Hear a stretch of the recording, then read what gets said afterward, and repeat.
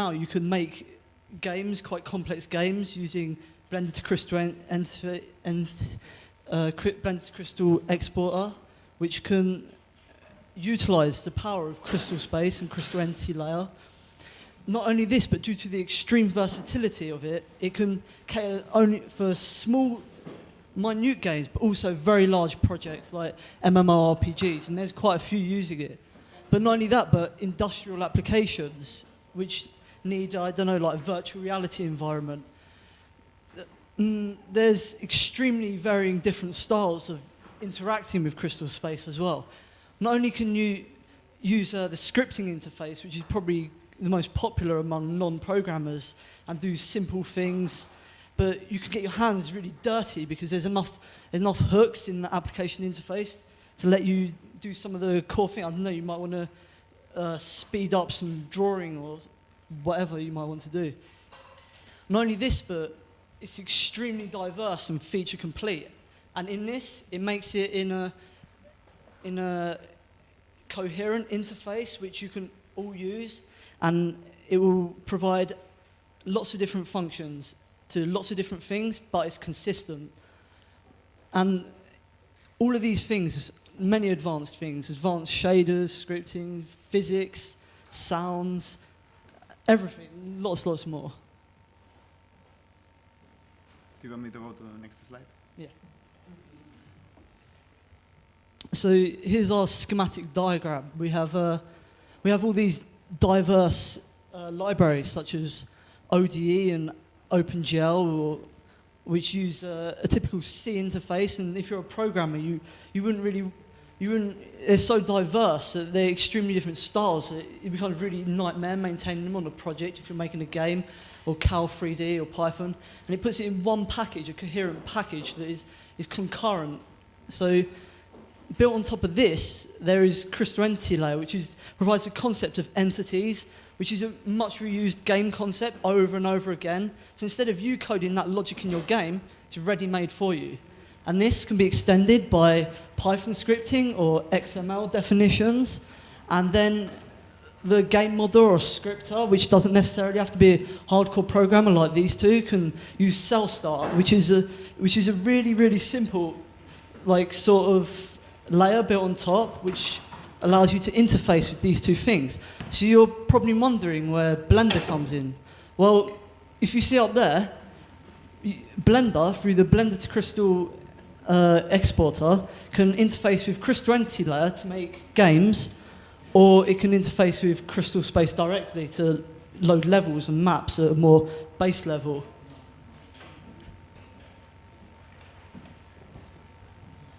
You done with this one? Yeah. Okay.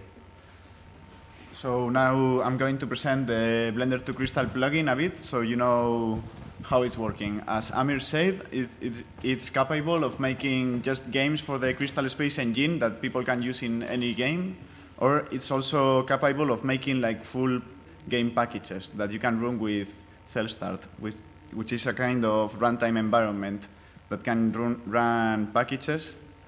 Okay, so it's designed to be a simple interface that you can have there all the time, and through which you can access to most of Crystalspace functionality.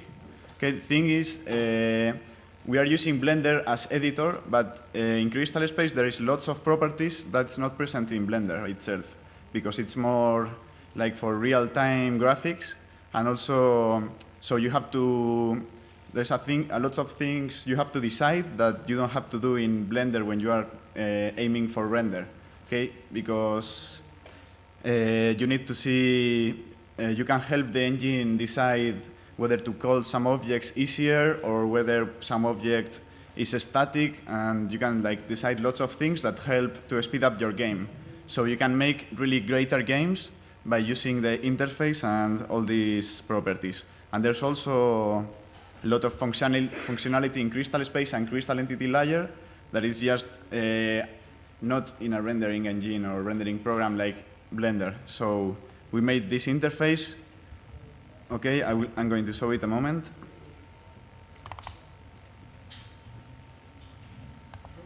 Okay, I think we can see here. Well, we started with with a simple interface, which is the usual interface for Python scripts in Blender. But then we started like adding lots of properties and adding support for all the features in Crystalspace and Cell. And finally, the plugin grew like exponentially, and also it's like you are making only a game. It's not like a tool that you want to run from time to time in Blender. But if you are using this, you really want to have it all the time there. So we decided like to drop this interface and go for the new one, which is this little interface that you can have all the time with your scene. And you can, from here, you can access most of the Crystalspace properties. Okay, so it has several sections, right? So you can like decide object properties in many different fields. Okay. Then you also have special material interface. Then there is all the game properties for Cell, for Crystal Entity Layer. We will go through this like slower later, but I'm making a small overview. Okay. And then we have scene properties, like if we want physics, fog, whether we want to export a region at all. All the world properties for Crystalspace, right? This is like special. All this is here, so people making games with Crystalspace can decide exactly the output they want. Okay, because also as there is lots of ways to make your game. Some projects want to do it one way, and some projects want to do it another way. Okay, the way we are like pushing forward is to make your whole game with Crystalspace. With Blender. So you can just like select all the interaction from Blender, create your whole game, and also you could even make the scripting from Blender text window. Although that's not recommended, okay, because the Blender editor is not bad, but it's also not the best. Okay, so, and the last window is just the buttons to run, export, create libraries, and so on. Okay, this is a simple example that we will see later. So, we have seen little overview. So what else to say? It has a modular design in itself, so it has its own plugins. So it's like, it's a pluggable modular plugin, so it has export plugins, it has import plugins, it has interface plugins in itself, so it's like little constellation of files. It's not the usual Python script that's just one file, but it's like a quite big plugin, but it just fits well with Blender. And this is all about Blender to Crystal. Now I will explain a bit some of the main differences with Blender itself. Okay, so for example, the first difference when you are working with Crystalspace as engine is that the material system is very different than Blender's, because in Blender it's like you have lots of options because it's aimed at render, so you don't care if one frame takes 2 days to render or takes 1 hour, 1 minute, 30 seconds, it's okay. But in Crystalspace, you really want to take like at least 24 frames each second. So, well, it has a different material system that Blender to Crystal tries to interface inside Blender. So, what to say about the Crystalspace material system? It's oriented at real-time rendering. It allows different rendering styles, so you can decide if you want shadows or not, if you want standard fixed lighting, or if you want per lightning, per pixel lightning. So depending on the game you are making, you can like select a general lighting system. Okay, this is what we call the render loop in Crystalspace. Okay, it's pointed here. Then one more thing is, even though Crystalspace allows for very advanced shaders, it also has a very nice fallback system. So you can create your shaders and make fallbacks for different kind of graphic cards, because it's usually latest graphic cards like 80 and NVIDIA has lots of functionality, and there's lots of things you can do So your real-time result will be much better. What's the problem? That later someone comes with a worse video card, maybe Intel video card or just some old NVIDIA card or whatever, and cannot see it. So usually what we do is we have our materials with different techniques, and depending on the graphics card, it will try different techniques, and there is always a common lowest denominator or whatever that it's supposed to run on every hardware. Still, you can create your own materials to the level you want. But usually in Crystalspace, the materials that are present are supposed to work in any graphic card. Even in the latest, you will see it better. And in an older graphics card, then, well, you will see it. Okay, in something else, Crystalspace system that allows several ways to grade your shaders. You can use C-like language. You can use ARB assembler language, or there is also a XML language to create fixed function materials that is supposed to work in every graphic card. So you can make you can create the C materials if you want, but later you can always do an XML material for the old graphic cards, and that also allows quite a lot of control and quite good results. You can still do bump maps, and well, there is many pre-made materials in Crystalspace, like, well, the usual one, bump maps, then parallax for simulation of height in a texture, light maps, hardware skeleton animation, video simulation using UV displacement. So, well, here you can see in the image a bit the example where this is what we have in Blender and this is the result. Okay, this is a character with bone mapping and specular lighting. And here it's the Blender to Crystal material selection. Okay, well, we can see it better in Blender. Let's see. I will run it. There we go. Okay. Maybe it's a bit small, this, I'm not sure. The idea was to, from the beginning with Blender to Crystal, to make it as unobtrusive as possible, so people can just like work all the time with it, and they don't even need other windows most of the time. So you can just center on editing and compositing your scene. Well, so from the Blender to Crystal interface, you can select a render loop, okay, which is what we said before. There is the different lighting systems, and you can also define your own. Depending on the lighting system, you have several steps where you can assign your own shaders. So, for example, you can assign a shader for ambient, for diffuse lighting. You can make a special glowing step. Depends a lot on what you want, okay, and how you want to use mix modes, how you want the scene to be composite. But allows you the greater amount of flexibility, and at the same time, it allows the greatest speed. Right? So from the material window, basically what we have is, well, the texture is not inside the blend file, okay, it's outside actually, because we moved the blend file, and Blender sometimes with this has some problems, so we cannot see it. Here it's black. Okay, but still, we can see that there is two shaders selected at the moment. An ambient shader, which is one for character animation, and another for diffuse lighting, which is also character with boom mapping, which is per pixel lighting. So, like hitting on and then is another step in this rendering style, which is glow, and we are using this for some special effects. So this object doesn't need it. So for each of the steps, you can just select some of the fast materials, or you can just select from Crystalspace directly.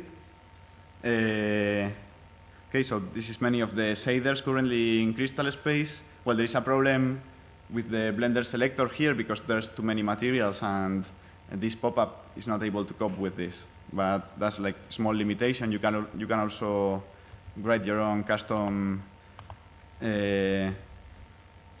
location for the file or whatever. So then, the good thing with Blender to Crystal is it will analyze your shaders, and it will allow to select whatever variables or textures it requires. For example, if you are using just regular lighting, fixed lighting, you only need one texture. Usually it's the color texture. So you just want a box and you want it textured. But if you are using bump maps, usually you also want to assign a normal map to your object, okay? Which is what is done here. The bump map usually is like somehow bluish, but as I said, it's not in this example. Well, we can see the result. So it will allow to select your layers and different options that you can configure. For example, in this material, you can select a specular value, okay? So finally, usually we hit instead of P, which is what the Blender game engine is using, we are using Control P, because whoops, it was seen that it's not taken for anything else in Blender, I think. But usually the problem with Blender, at least when you're trying to do something which is not in Blender itself, is that most key bindings are already taken. So you have to select if you want to take out some functionality that possibly somebody will need. Okay, so well, this example, we can see the final result, and you see that we are designing from Blender. So this is actually bone animation in Blender that has been exported, and here is using a shader for the animation. Okay, so all the animation is done on the graphics card, but if the graphics card doesn't allow, it can be done on software also. And well, it's using bump map, so you see, well, I think everybody knows more or less how it works, but the final mesh has much more resolution. Okay, it has. I don't know how to say it, like little height, instead of just the triangles we see in Blender, it's a bit more detailed. Well, this doesn't make justice too much, okay? There we see the skeleton. Well, later we can see with this example how we can play a bit with the material variables in real time also. Well, so this is a bit the overview of how to select the materials. The interface is designed so you can just use it directly to access most of Crystalspace functionality in the simplest way. Because at first we tried to export Blender material options, but most do not apply to real time. So the problem is you end having to remember which one applies and which one doesn't apply. So we just make this kind of resume of the Blender interface. Actually, some of the options go to the Blender interface, but it was not functional to have some in the Blender interface and some in some other plugin. Here you can see the textures. Okay, this blue one is the one which was selected for the normal map. Problem is I moved the blend file for the conference. Okay, now another interesting aspect when making games with Crystalspace is about how it treats scenes and sectors. Okay, and Amir will continue with this part. No? Yes. So if you have a complex scene, you might want to optimize it. See, if the scene is extremely large, you have to go from along corridors. I don't know if you played Doom or used the Unreal editors at all, but you can basically separate the rooms, and the rendering engine will do some pre-calculations, and so while you're in one room, it will be loading and optimizing, and so honestly, it will make your game go much faster. So you split your world up into sectors. Now, between these sectors, you need some way of traveling from one to the other. So you have portals. Portals are one-way directionals, so if you make a portal going from one room to another, you might possibly want one coming back. So a good way to think about this is having a bedroom, a hallway, and a kitchen, which is how you'd logically split up a level. And the way this is done in Blender is we use the scenes. So having a different scene will automatically export as a different sector. But you need to add the portals. Now the portals typically just look like flat polygons that when you run into, you get transported to the next sector. So if you add the portal from Blender, and use the portaling tool, it will automatically make it coming back, which is useful. So I'm going to show the level, yeah.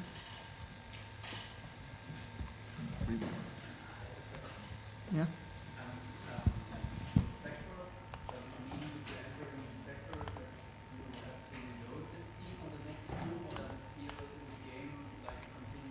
It will feel continuous. Yeah, it's to make your game go faster. It's optimization.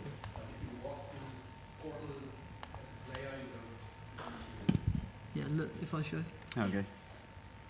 If you see from here, this first hallway, the second hallway, you can imagine yourself traversing it through. If you can see linearly, if you can imagine, from one to the other. And the game will automatically optimise, so if I run it, we're not going to export because it takes quite some time at this level.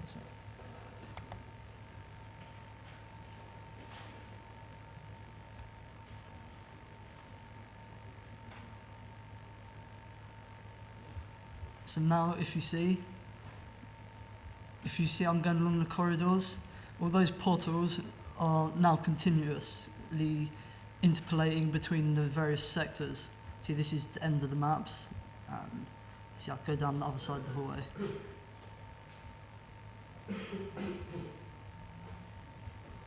So it looks smooth to the player, but to you, it's logically divided in. It provides some really good optimizations that you'd want to use. If it is one level, significantly lower frames per second. Also, one thing. Also note, this is just one part of bigger game. So, but here we are using, this is Crystal Core, one game demonstration game for Crystalspace, and it's also using several blend files, and each blend file exports as a different, like, bigger sector or region, and then they are also connected. So we don't have the game here actually, but well, in the final game, there's like many blend files composing a whole little planet with several stations and laboratories. So this particular map is part of a much larger scale. This particular map made by Anders Weiser is going to be part of a whole world made for Crystal Core, which is an open source game at the moment. You might want to check that out.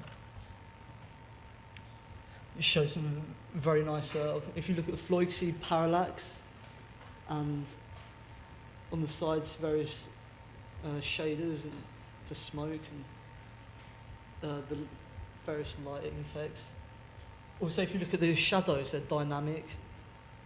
See, like Doom. Well, we will go on.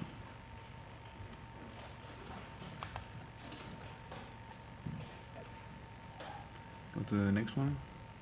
So, in Crystalspace, there is also physics, which mostly people use ODE, but you can also use Bullet. It's a famous library. I think it was made for the PlayStation 3, but I'm not sure. Physics can be per sector, so that means one sector can have physics, another cannot, if you want it that way. And you can have joints. I don't know if any of you have ever used a physics library, but a joint can make you do really good things like cars or swinging pendulums, very nice effects. And Crystal Entity Layer adds some special property classes for various vehicles like cars or hovercrafts. You can even do a tank if you wish. So we have an example that we're going to show using physics to just show. I just want to show the other, the Blender to Crystal one. All right. So this is another open source game called, it was originally called Automanic, but it merged with a separate project called Interstate Outlaws. So a couple textures are missing here, okay? Yeah, it's under development. But it's a very nice example showing physics using cars. Okay.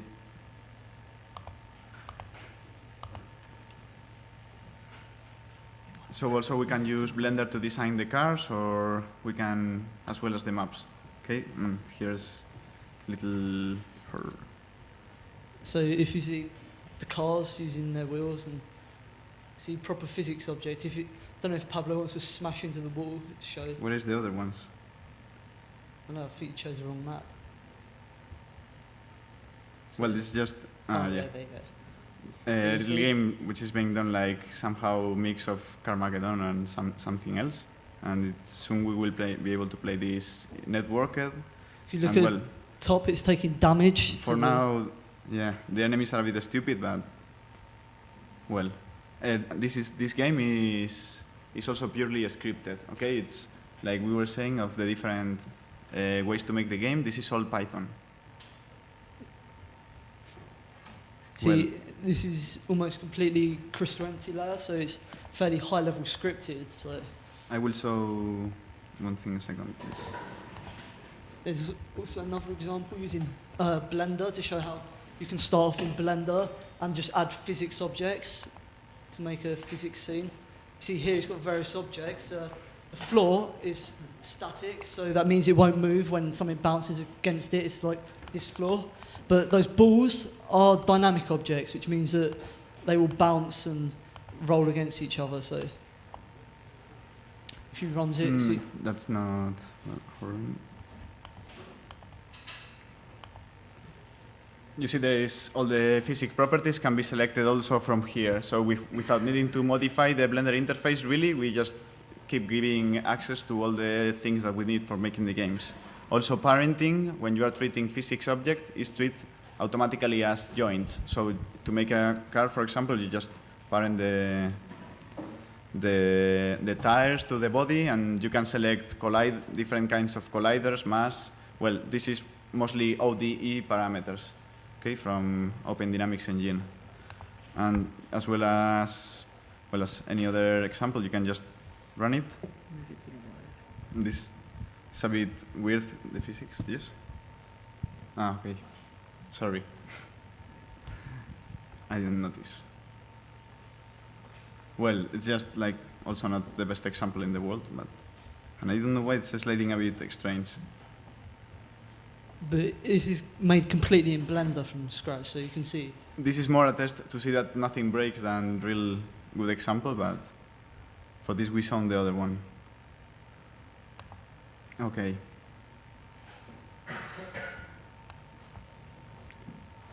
Go on.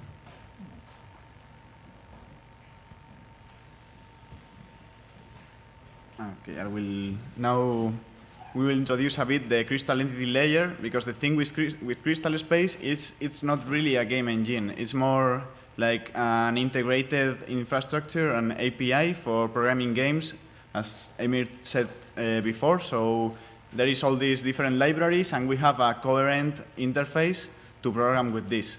But it is not really for making games. For this, we have Crystal Entity Layer. It's a separate set of plugins for Crystalspace, and this is what allows to make games easier. And it's what we can compare more to the Blender game engine, for example, or I don't know, Unreal Engine. It's like this is not just rendering engine. Okay, this is a higher level, and it's using Crystalspace below to do all the low level. And yeah.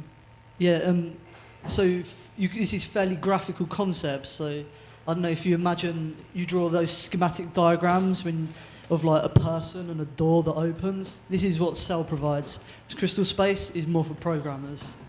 And finally, what people is using here to create games is this, and also this is what Blender to Crystal allows to use directly from Blender.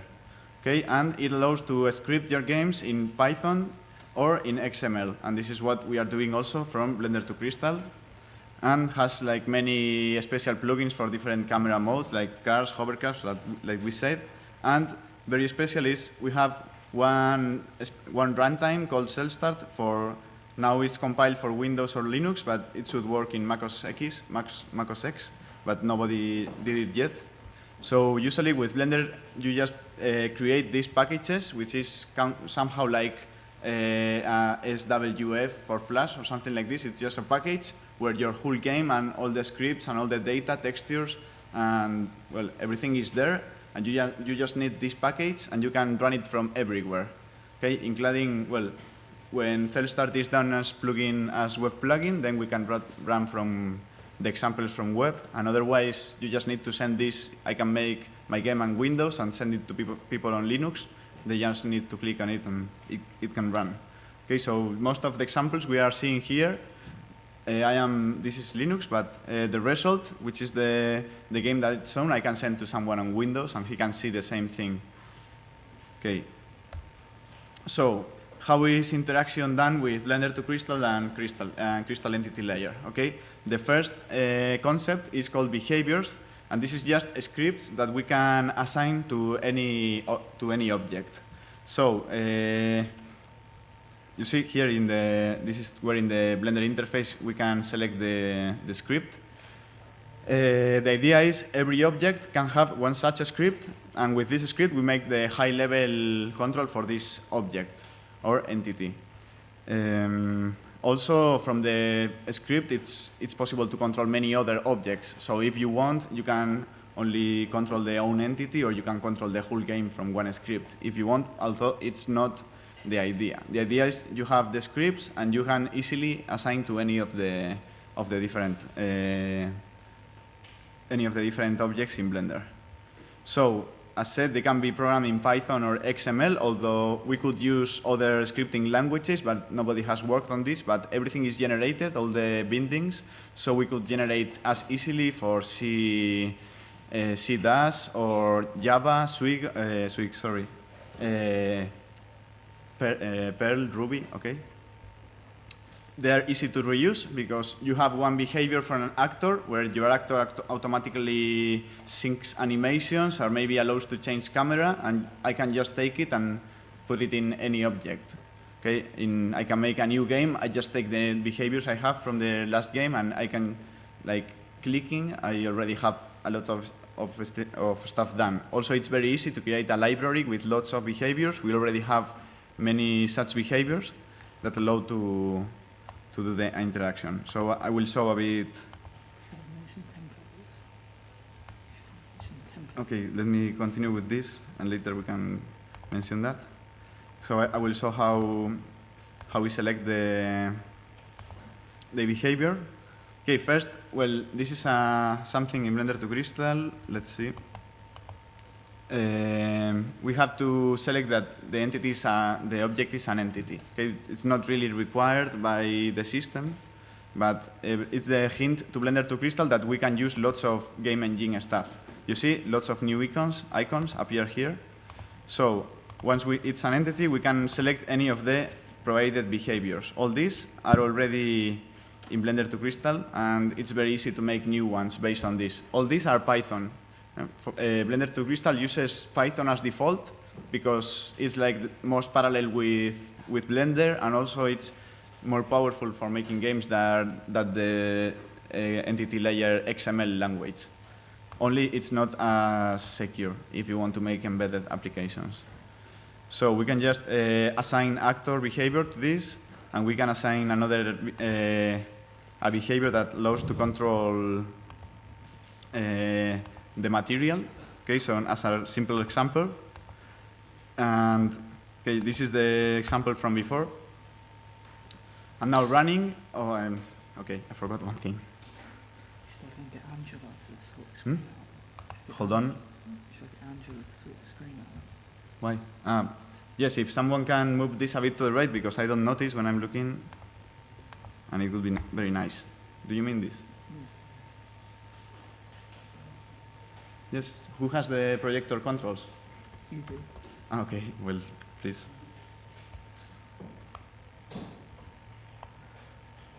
Okay, so in the example from before, we were just moving a camera. It was not really any behavior. It's just an application in Crystalspace that allows to move in any world, but it doesn't have any interaction here. Instead, sorry, because this object, this character doesn't have the animation for walking yet. Okay, so it's not moving. All the animations are the same. But if it did have an animation called walk, because that's the one used as default, it would automatically walk. So thing is, we are already controlling it. We have controls for different cameras, like first person or, well, third person, and also the other behavior I assigned to the floor just allows to control some material parameters. This is nice for testing the parameters. Okay, so here we are playing with specularity in the floor. Also, this is an example also of how materials can have some variables that we can change on the fly. Okay, this is all in the shader. This is parallax, which is simulating height. Okay, so here you see, in the example, this is just a plane, but we can simulate based on height map. We can simulate different height, and well, there's also shininess. So, well, as an example, but as you see, this window is just one behavior, one script that is using another library which is called CView. Can you say it, please? The library for the interfaces, because in my language we say different. Crazy Eddie GUI. Yes, Crazy Eddie GUI. Okay, so but this is all in the behavior, so we just are reusing some behaviors that are done from before, and we can easily apply to any other example. Well. So it's all here, all the behaviors, and for the one from the actor was actually not here. It's in another of the examples. But we can see here, okay, this is an example script.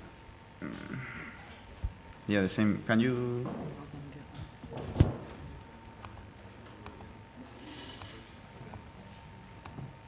Okay. Well, it's just Python script. We use a class, and this class is controlling the character or the object or anything we want in the world. By itself, it receives the object, okay, this is interesting for programmers. But it can use the whole of Crystalspace engine. So we can access all the objects, we can access materials, we can access scenes, we can trigger events, we can do anything we want. And we are using Is Angela down there? the crystal entity layer Is Angela down there? Python bindings. Okay, so we import PFL. This is quite simple. This is a very simple script that is doing all the camera control. It allows to move, to rotate, and has also loads the configuration from some special file that allows to reconfigure. And well, the nice thing is it's using the whole of Crystalspace. So the script is very simple because almost everything is already programmed in C++. So that's also the nice thing about doing the thing in Python, is that even though it's a high-level language and it's interpreted and it's not so fast, most of the hard work is being done in C++ by the engine. Okay, it's a very, very big engine, and that's why one of the reasons everything is integrated is that we can make everything play very fast.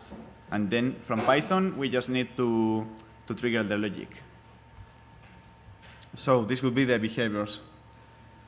Okay, we can react to any conditions, okay, from triggers, wake-up events, and we can also set such triggers from Blender to Crystal. So we can select that we want an object to wake up every 10 seconds. We can select an object to wake up every frame, to react when it enters some area. There's a lot of stuff we can select from here. So this is the first part of scripting. Well, it's just reusable scripts. Second part is what we call quests. These are state machines called written in XML, and they are also very reusable. The difference is that you can, for the scripts, for behaviors, each object has to be assigned exactly one behavior, but we can select many quests. Quests have this structure, okay, so they have several states, then each state has some triggers, and the triggers make each trigger, when triggered, launches some actions. So the idea is quite similar to the logic system in the Blender game engine, I think, because the difference is this has several states. Instead of just one global state with all the triggers, well, I'm not the best person to compare, I think, but for me it's quite similar. This example is taken out of a checkpoint. So if you see, it's in a pre-race state, and then once the pre-race, so the countdown is finished, it says timeout, and it launches a message. The race has started, and then changed to a new state started. So it goes back to the blue ones into another state called started, and does whatever actions. So that's just the context. Okay. We can also add the quests from Blender to Crystal, and each quest can have many parameters for the user. So usually the quests have been made by someone else, and then the 3D designer or world designer just applies the quests, which are somehow templates and can select the parameters given by the programmer. So usually, on contrast with the behaviors, the quests are useful for simple stuff, like picking up things that you can pick up, doors that can open when you come close, or doors that open with a key. So the good thing, it's very useful to express very third-time patterns that apply a lot to games. So we can make them, and then they are easy to select. Yes? See, in a big complex game like Crystal Core, many of the simple things which don't need to be scripted can just be done using quests. For instance, like a door. If you go near a door, it opens for you. These sorts of things are usually used by quests in larger games. Okay, there's also a little example for illustrating a bit the concept.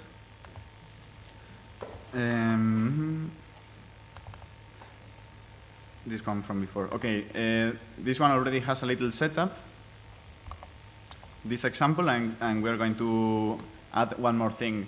Well, as the talk is quite limited in time, we are just not going too much into how everything is done. Okay, just to give an overview of the possibilities. So we have a main player which is this cube. This is programmer's art. Okay, just a simple example. This will be the player and has the same behavior as the monster before. Okay, it has the actor behavior. And then we have some little objects here, and the objects have one quest assigned, okay, which is pickable trigger. So this allows the objects to be picked up at a certain distance, and they are added to the inventory from the player. So I can run this. You see, more or less it's the same as the monster. And the little objects are there, okay? So you can just pick them up. Basically because this is a useful template that is already done and ready to be set up. And these are some of the quests that are already designed, and they can also reside inside Blender itself. Everything that you can program for scripting inside Crystalspace or Cell can reside in the Blender text window and can be edited from there. It's just that sometimes it's not the best, depending on the person, but sometimes you have your own editor that you like to use. So we give the option to use an external editor. So you can make a bunch of templates to do things that you're going to do regularly in your game, and then load them in and apply them to objects. So now I will add, for example, a little object, and I will set it as a door. Okay. So for this, as before, I select entity, which in Blender to Crystal is required for any object that we want to be somehow intelligent or to have logic. I think it's a similar concept in Blender Game Engine, which is called actor or so. So we select this, we add a slide door quest that allows it makes a proximity door that when we approach the door, it opens. And it has some parameters that can be set. Okay, in the quest, they are detected from the XML template, and they are put here so they can be changed by the user, by the modeler or designer. Well, and finally, this door requires that we add a trigger, which is the distance from which the door will open. There is also doors that open with keys, or well, or doors that open with buttons. Okay. See, So just by approaching the door, it opens and closes again. It's just very simple example, but you see that for certain things, it's very easy to put interaction into the game. And this is very useful when you are making the game like in a small team, where there is some more roles, that it's not just one person making an example, but there is someone who is programming, and then you have someone who is like designing the whole world, and he wants to start putting all the interaction that he can. So all the patterns can be given to him, depending on the game.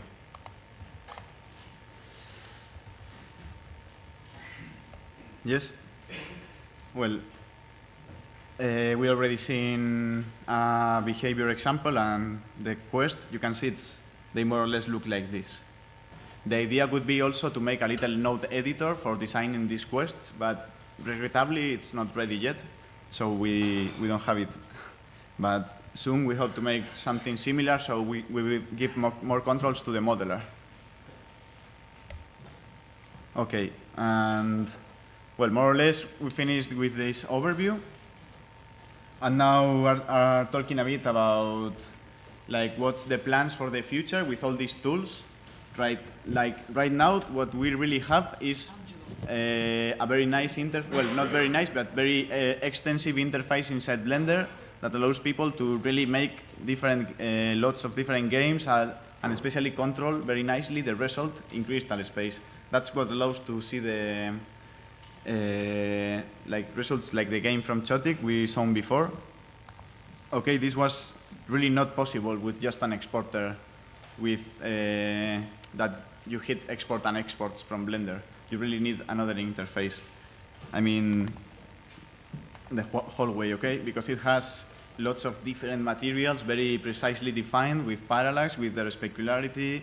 It's very heavy map, even for, well, this card is also not so good, but the modeler also had the control to create all the sectors, to define exactly how he wants the map, so it runs fast, and it's also very nicely looking, which is sometimes not easy to do just exporting geometry, okay? And also to note is that people who is, well, it doesn't really, can't be seen very well there, but the people who's done this is just, he's a modeler. Well, also a good thing is that as it gives so much control over Crystalspace, many people are using Blender because, like with Maya or Max, which is the other options people like to use, there is not such degree of integration at all. So you cannot really depend so much on the modeler. Well, there is also quite good integration with Maya, has to be said, but somehow people don't use it so much. Okay, so for all the real games that are being made once today with Crystalspace and Crystal Entity Layer, people is using Blender. But we have plans for the future to make this better. Yeah, one of the problems when you're modeling is that if you have a big, large scene, it takes quite a lot of time to re-export the scene every time you want to see it in your application. So there's plans in the future for a verse plugin. So plugins in Crystalspace can be loaded into an application when it's running or at the start, and it can do things to your application. So with a verse plugin, you could be having a scene in Blender and your scene in your game, not a specialized app, and you can see the changes updated real time as you update the changes in Blender, which would be very exciting. And there's the embedded Crystalspace window. Yeah, we also started doing an embedded window, so we can see a WYSIWYG version in one of the windows of Blender. It's like one additional window that allows to see the result in Blender. In Crystalspace. So the idea is that the modeler will be able to see in real time the changes. This is not yet ready yet, and also they started doing something else in the same source tree, so it's not ready. It's now not working. But we have the basic technology ready to make the embedded window, although it's not really possible in Blender to do this. So for now, we have to make some patch and apply to Blender. Like we have to make our own version of Blender, because unless I'm very wrong, Blender at the moment doesn't allow binary plugins, only Python. And also from Python, it's not possible to create a new window. Well, it has to be investigated a bit, but for the moment we have a testing example. Also, we are creating some real-time editing tools, like the one you have seen for materials and for particles, for everything that in Blender cannot be represented. Like in Crystalspace, the idea is to have this embedded Crystalspace window and then plug all these behaviors there, like the material editor, so we will have more control, even more control. Then the Mozilla plugin, as said, we are creating packages that can be run in any computer. So the next step is just to make the runtime inside an explorer, a browser, so it can be seen. Well, we have little. That's also almost done, but it's not. It's now waiting for compilation on Windows platforms. Yeah, but about the plugin pluggable real-time editing tools. So if you've got a game, you can, if you're an editor working with a specific game, you can bring up a GUI that can be used for setting various options on your objects and doing probably game-specific modeling, like. Also, it's quite dark. Also, this example. Well, this has a crystal entity layer package. Okay. So soon, also the result from Blender can be put in a browser and controlled through JavaScript. So you can integrate with your web application or your CRM, ERP, or whatever. And due to like everything is open software, we think we can get a very high degree of control from the web, from the JavaScript. For example, like you can call any message inside the game engine in any object from the different controls, or click on the plugin and change the web page.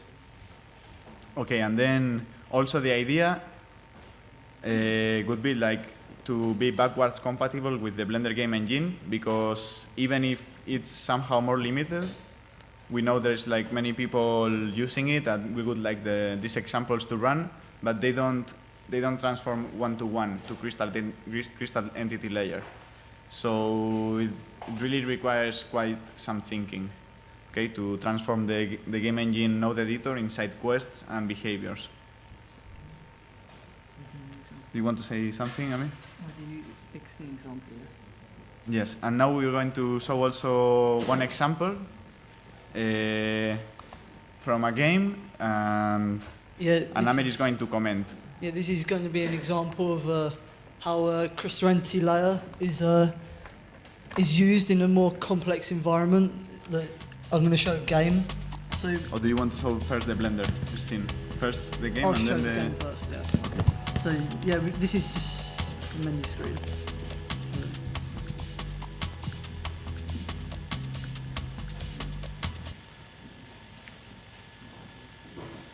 So if you see, I'm using a joypad. It's got joypad support, and so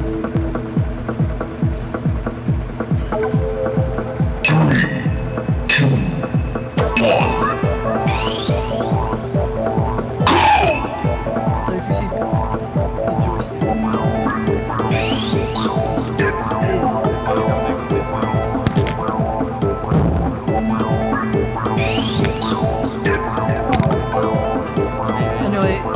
I think he probably didn't load his kernel module in, but if you see, I've got thrusters, and you can see the physics and hovering working.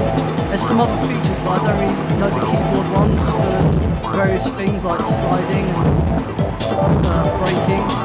You see there's turbos, which is handled by quests, I believe. You can see the various effects, and there's an effect that is weapon pad. When I go over it in the top left hand of the screen, I've got a laser now.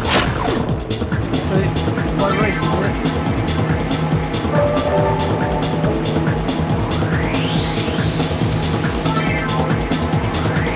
so if you see when I go through the checkpoint, the sound is made. That's again using quests, and it updates the lap counter, the checkpoint counter. And if you see, I've got lap counter, so after I've gone from the starting checkpoint to the end one, the lap counter is incremented.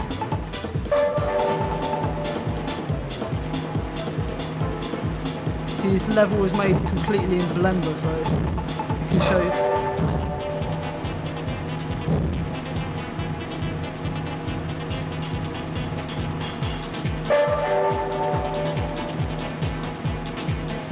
And so you can see the dynamic physics objects. See, this is those signs. And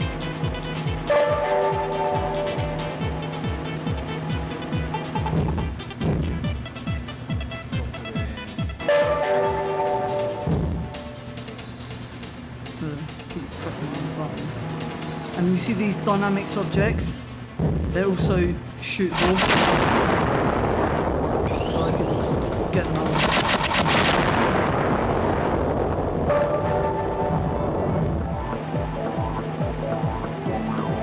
So you can see the various things. Here's static lighting being used. In the last examples you saw dynamic lighting. So you can also have the choice to use pre-calculated lighting. It's faster and it also looks nicer.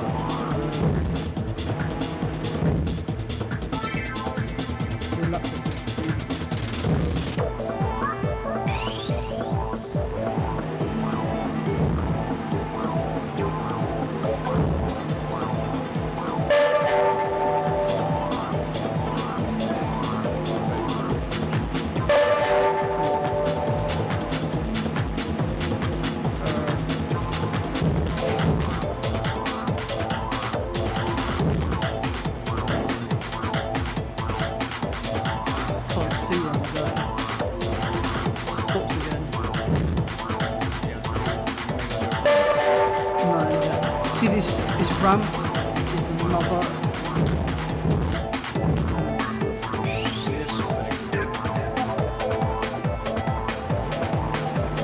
Well, it's going to crash. I think the laptop should be overheating.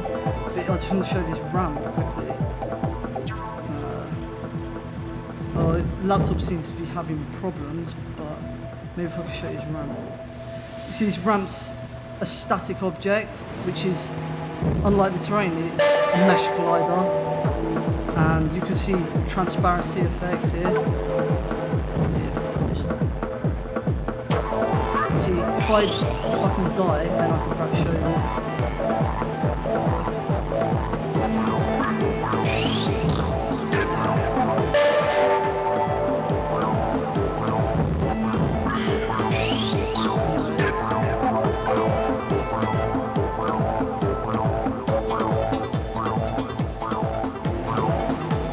Pablo's probably getting cross because I'm enjoying myself. Okay, well, you get the gist of it anyway, but the laptop seems to be having problems here, so, yep. So. Do you want to show the map also? Oh, yeah, the map. Theme? So, if I show you how this is done in the map.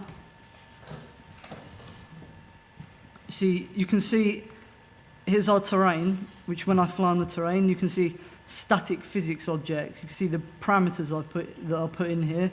Look, dynamics using mesh collider and a very large mass. See, the tracks are the same things.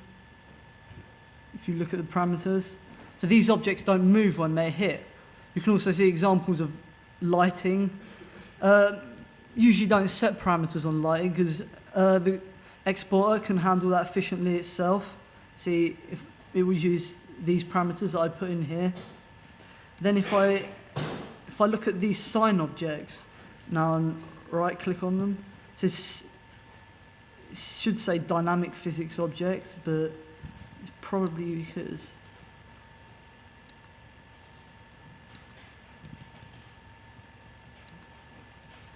but anyway, yeah, dynamic physics object. Static shape shouldn't really say that because it means the shape doesn't move, but it basically means that this entity, when it collides into it, it will bounce around. And I'm using a box collider as a mesh there. You can see the checkpoint placements, which are done there. Again, another entities, and it uses a template written. Same with these objects that were shootable, and they use yet another template, which allows the laser to shoot them when their health is decremented by a certain amount. And these objects are just plain boring objects with no interaction in the physics engine, so they won't move about when you hit them. which is good, and it optimizes the engine as well. So you can see also this terrain, it's a mesh in Blender. But if you set it to generate here, it will automatically generate a height map for you, which is again faster in the engine. So Blender Crystal basically does a lot of work that otherwise I would have to do. It saves loads of time. So yeah, there you go. Very nice. Thank you. Okay. Are we good on time? I don't know. Really. You've got plenty. Yeah. Okay, so now we're like giving some directions also. I will first the Crystalspace web is crystalspace3d.org, and where you can find both Crystalspace and Crystal Entity Layer. But Blender to Crystal has its own website because it's very extensive and it's an independent project. Also very integrated with the engine, with Crystalspace and with the community, but it's just at a different server. And you can, so the plugin can be got from here. It's very both are very actively developed. Then you have for questions, there is basically, we usually use the chat, IRC, in freenode.org, Crystalspace and Crystalspace Arts channels. A lot of the problem is that artists, they want non-technical answers, and if you go to Crystalspace, that's more of a developer's channel, and they will give you fairly in-depth answers to questions. So there was a decision made to make a separate channel, and this basically provides clustered environments for artists and hardcore developers. So whichever one you have, pick yours. And then some Crystalspace games that are being used, that are using these tools to different extent, are Automanic, which is the game we have seen with cars, which is changing name because it's merging with some other effort from before. So it's now Interstate Outlaws. This game is using fully Python scripting. Okay, it's a game fully made in Python, and it's a package for Cellstart. So it's just the package, and you can run it everywhere. Then we have Crystal Core. This is the demo game for Crystalspace, and it's getting a lot of work. And the idea is an adventure game, and this is made only with XML scripting. So it's also a package. If I can explain it a bit more. Yeah. Yeah, well, the premise of Crystal Core is meant to be a first-person shooter, an open source one. And basically the story goes that some colonizers in the far future land on some distant alien planet to colonize it, and they find fairly hostile aliens that wiped out a previous race. So it's done completely in XML scripting and run with Cellstart, contrary to Automanic, which is done in Python. You can go on if you want. With XD, it's your game? Yeah. XD is another game. Doesn't use so much the high-level Cellstart, but it extensively uses Crystal Entity Layer, and it's expanded through XML and planned to be expanded through Python. And it's made by various people. Like that level you saw was at the end was XD, and it was made by a graphics artist and another programmer working on it. And this is meant to be a futuristic racer game, and eventually there's plans to add networking and things like that. So I don't know if any of you played Wipeout, much the same like that. So to resume about the first, the Automanic is using Blender for some of the objects. Crystal Core is using Blender for creating all the maps and also for managing all art, because there's actually some people who is making art with other tools, but as someone said before, Blender can act as a hub because it has very good import tools also. So it's very nice to put all the content there and manage your whole game with Blender to Crystal. Then XD is making is using the templates, so people can do the maps entirely from Blender and give it to them, and they can integrate it in the game. Yeah, the plan is to make drag and drop, so people can just make a level, drag it in an environment in a directory, and it's automatically detected. So you can load it from that menu, much as you saw at the beginning. Same with ships, basically. Then there is Peragro Tempus. This is an in-the-making massive multiplayer role-playing game on the internet, and it's also they are also using Blender for making their games, and they are using this is old version of Blender. Well, they are using they are using a new group feature, so they want to make a huge map with really lots of objects. They're pushing the limits with a very large map using Blender to Crystal. Well, I'm not sure I have a build to run this, but they have a very complex setup with lots of blend files. I'm not sure if everyone can understand this, but I can show here. They are using many Blender libraries for the different houses, and then there is one main layout for the city they are building now. So, well, this is another way to make even bigger games. The thing is that they want to make a town with like 200 houses, so people can join there and start a virtual reality life. So it's a very nice project, and they are pushing, as he said, the limits with Blender to Crystal and Blender to make really great big games. And then there is Planeshift, which is one of it's also a massive multiplayer real internet role-playing game, and we are mentioning it because it's very, very famous. It's very old also, like from several years ago, it's already famous. And basically they have always used Macs for making their games, but we also discovered that some of the artists actually use Blender, and using Blender to Crystal they can test the maps. And then, well, the developers take the map and import to Macs because they have their own exporter. So they are not fully using Blender to Crystal at the moment, or Blender, but it's very possible also that in the future they use like these tools more extensively, like Blender to Crystal to manage, and Blender to manage the maps and the games, because they can't cope also with Crystalspace development.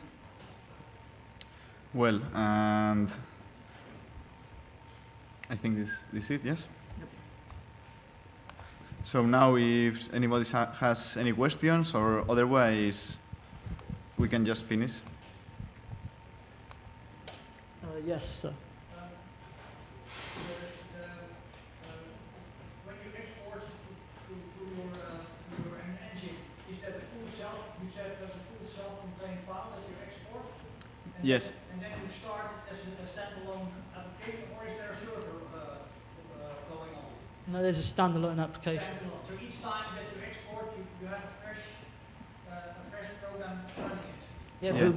With the addition of verse, that wouldn't be needed. So you wouldn't even need to export. You'd see the changes updated real time. So and then, if that is the case, then it might be that you can interact with it. I mean, because in both worlds you have Python scripts, and it might be that you can get information back to your specification from the game. but I'm not sure why you'd want to. Often, there's in Blender, there's not enough information. We have to add information to objects, so there wouldn't really be a need for communication back with Blender. Often it's more the case of needing more info into Blender, into the game. So, any more questions, anybody? Yes? I was wondering about the idea to use scenes for sectors. Did you have any other options for that? Like, for example, if you have a big map and then you notice that you need to split it up, it can be tricky to... Yeah, well, there was a tool, but I'm not sure how successful that was. Also, if you really want, you can run the scene as a whole, but if you're having performance problems, then you should start cutting it up. And it's idealistic anyway, so if you have an MMORPG, probably best to split up the level. You want as much performance as you can get. Any more questions, anybody? No? Anyway, okay, thank you for having us. Thank you to Pablo.